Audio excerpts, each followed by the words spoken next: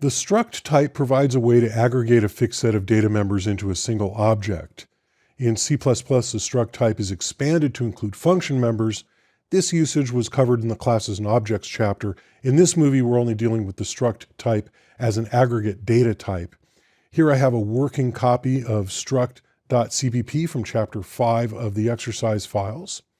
And you notice that we have a struct definition here at the top, the keyword struct followed by the name of the structure. And inside the curly braces, we have the data members, and it's all terminated with a semicolon. This is really very similar to defining a class. The difference is that the data members default to public rather than private.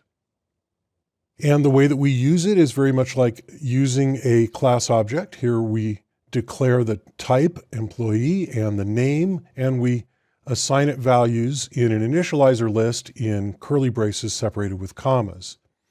The data members are initialized in the order that they're defined in the struct, and they're accessed using the access operator, the dot, just as with a class.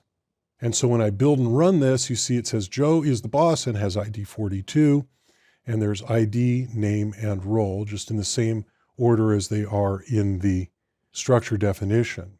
And just like with a class, I can use a pointer and I can access these like this with the same pointer access operator as I would use with a class object.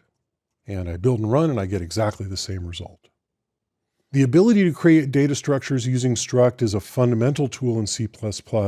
And as we saw in the Classes and Objects chapter, it is also the basis of classes and objects.